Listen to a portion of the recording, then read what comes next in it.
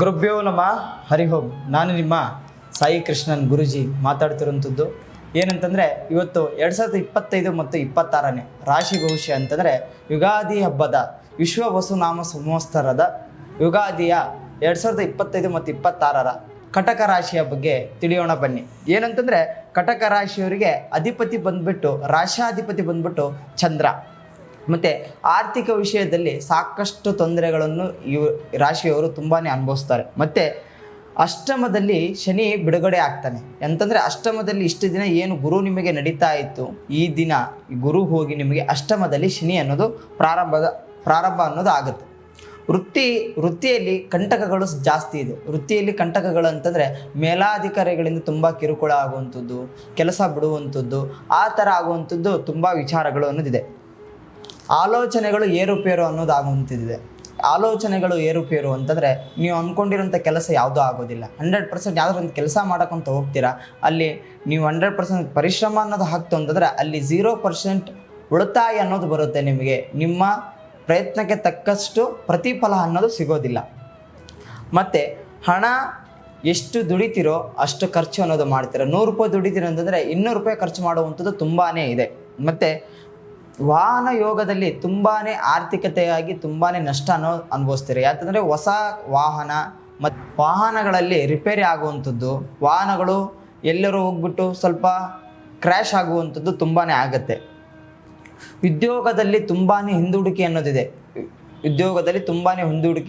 ಯಾಕಂದರೆ ಓದುವಂತಹ ವಿದ್ಯೆ ತಲೆಗೆ ಹತ್ತಲಾರುವಂಥದ್ದು ವಿಚಾರಗಳು ತುಂಬ ಇದೆ. ಉದ್ಯಮದಲ್ಲಿ ಸ್ವಲ್ಪ ಆಸಕ್ತಿ ಅನ್ನೋದು ವಹಿಸಿದರೆ ತಕ್ಕಷ್ಟು ಪ್ರತಿಫಲ ಅನ್ನೋದು ಸಿಗುತ್ತೆ. ಮತ್ತು ಭತ್ತ ಬೆಳೆಯುವವರಿಗೆ ತುಂಬಾ ಶ್ರೇಷ್ಠವಾಗಿದೆ. ಅಂತಂದರೆ ರೈತಾಪಿ ಜನಗಳು ಏನಿರ್ತಾರೆ ಅವರಿಗೆ ತುಂಬಾ ಚೆನ್ನಾಗಿ ಈ ವರ್ಷ ಪ್ರತಿಫಲ ಅನ್ನೋದು ಬರುತ್ತೆ.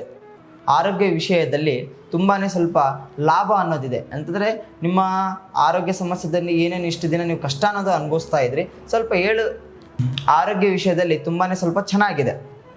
ಕಟಕ ರಾಶಿಯವರಿಗೆ ಏನಂತಂದರೆ ಈ ಕಡೆ ಲಾಭವೂ ಆಗೋದಿಲ್ಲ, ಈ ಕಡೆ ನಷ್ಟನೂ ಆಗೋದಿಲ್ಲ. ಆ ಥರ ಅಂತಂದರೆ ಏನೋ ಒಂದು ಕೆಲಸ ಮಾಡೋಕ್ಕಂತ ಹೋಗ್ತೀನಿ ಅಂತಂದರೆ 100% ಸಕ್ಸಸ್ ಆಗುತ್ತೆ ಅನ್ನೋದು ಹೇಳೋಕ್ಕಾಗೋದಿಲ್ಲ, ಲಾಸ್ ಆಗುತ್ತೆ ಅನ್ನೋ ಹೇಳೋಕ್ಕಾಗೋದಿಲ್ಲ. ನೀವು ಸ್ವಲ್ಪ ಎಚ್ಚರವಾಗಿ ನಿಮ್ಮ ಕೆಲಸದ ಮೇಲೆ ಶ್ರದ್ಧೆ ಇಟ್ಟು ಮಾಡ್ತು ಅಂದರೆ ಸ್ವಲ್ಪ ಉನ್ನತ ಸ್ಥಾನಕ್ಕೆ ಇರುವಂಥದ್ದು ವಿಚಾರಗಳಿದೆ. ವ್ಯಾಪಾರದಲ್ಲಿ ಆಗಿರ್ಬೋದು, ವ್ಯವಹಾರದಲ್ಲಿ ಉತ್ತಮ ಸ್ಥಾನಕ್ಕೆ ಅನ್ನೋದು ಏರ್ತಾ ಇರ್ತೀರ. ಅದನ್ನು ನೀವು ಬೆಳವಣಿಗೆ ಆಗುವಂಥ ಹಂತದಲ್ಲಿ ತುಂಬಾ ಕುಂಠಿತ ಅನ್ನೋದಾಗುತ್ತೆ. ಯಾವ ರೀತಿಯಲ್ಲಿ ಕುಂಠಿತ ಅನ್ನೋದಾಗುತ್ತೆ ಅಂತಂದರೆ, ಮೇಲಾಧಿಕಾರಿಗಳಿಂದ ತುಂಬ ನಿಮಗಿಂದ ಅಂತಂದರೆ ತುಂಬ ಪ್ರಶಂಸೆಯಲ್ಲಿ ನೀವು ಇಷ್ಟು ದಿನ ನೀವು ಭಾಜನರಾಗಿದ್ರಿ. ಈ ಭಾಜನರಾಗಿಂಥ ವಿಚಾರ ಈ ಸರಿ ಏನಾಗುತ್ತಂದರೆ ತಕ್ಕಮಷ್ಟು ಪ್ರತಿಫಲ ಅನ್ನೋದು ಸಿಗೋದಿಲ್ಲ. ಮತ್ತು ನೀವು ಆಸ್ತಿ ವಿಚಾರದಲ್ಲಾಗಿರ್ಬೋದು, ಮತ್ತು ಮನೆಯಲ್ಲಿ ಕಿರಿಕಿರಿಗಳಾಗಿರ್ಬೋದು, ತುಂಬಾ ತೊಂದರೆಗಳನ್ನೋದು ಆಗುತ್ತೆ. ಮತ್ತು ಆರೋಗ್ಯದಲ್ಲಿ ತುಂಬಾ ಹಿಂದುಡಿಕೆ ಅನ್ನೋದಿದೆ.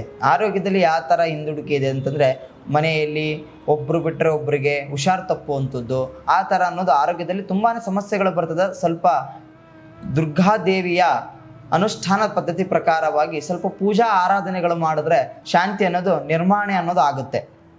ವ್ಯಾಪಾರದಲ್ಲಿ ತುಂಬಾ ಲಾಭ ಅನ್ನೋದು ಪಡಿತಿರ್ತೀರ.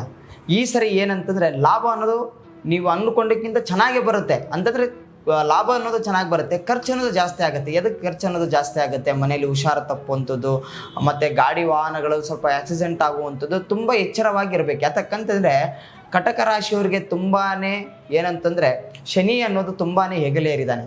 ಸ್ವಲ್ಪ ಎಚ್ಚರದಿಂದ ನೀವು ಎಷ್ಟು ಕೆಲಸವನ್ನು ಮಾಡ್ತೀರಾ ಅಷ್ಟು ನಿಮಗೆ ಪ್ರತಿಫಲ ಅನ್ನೋದು ಒಳ್ಳೆಯದಾಗಿ ಸಿಗುತ್ತೆ. ಆಯಿತಾ? ಇದಕ್ಕೆಲ್ಲ ಪರಿಹಾರ ಏನು ಅಂತಂದರೆ, ಗುರುವಾರದ ದಿನ ರಾಯರ ದೇವಸ್ಥಾನಕ್ಕೆ ಹೋಗಿ ದರ್ಶನ ಮಾಡ್ಕೊಂಡ್ಬಂತು ಅಂದರೆ ಸ್ವಲ್ಪ ಗುರುವಿನ ಆಶೀರ್ವಾದ ಅನ್ನೋದು ದೊರಕಿತು ಅಂತಂದರೆ ಕಟಕ ರಾಶಿಯವರಿಗೆ ಈ ವರ್ಷ ಯುಗಾದಿಯಲ್ಲಿ ತುಂಬಾ ಶ್ರೇಷ್ಠ ಆಗುತ್ತೆ. ಏನಂತಂದರೆ ಈ ಕಡೆ ಲಾಭನೂ ಇಲ್ಲ, ಈ ಕಡೆ ನಷ್ಟನೂ ಇಲ್ಲ, ಎರಡು ಇಕ್ಕಲಾಗಿದೆ. ತುಂಬ ಜಾಗರೂಕತರಾಗಿರಿ ಕಟಕ ರಾಶಿಯವರು, ತುಂಬಾ ಒಳ್ಳೆಯದಾಗುತ್ತೆ. ನಮಸ್ಕಾರ. ಯುಗಾದಿ ಹಬ್ಬದ ಮತ್ತೊಮ್ಮೆ ಆರ್ಥಿಕ ಶುಭಾಶಯಗಳು. ನಮ್ಮ ಚಾನಲನ್ನು ಪ್ರಥಮ ಬಾರಿ ನೋಡ್ತಾ ಇದ್ದರೆ ಲೈಕ್ ಮಾಡಿ, ಶೇರ್ ಮಾಡಿ, ಮತ್ತು ಕಮೆಂಟ್ ಮಾಡುವ ಮೂಲಕ ನಿಮ್ಮ ಅಭಿಪ್ರಾಯಗಳನ್ನು ತಿಳಿಸ್ಕೊಡಿ. ನಮಸ್ಕಾರಗಳು.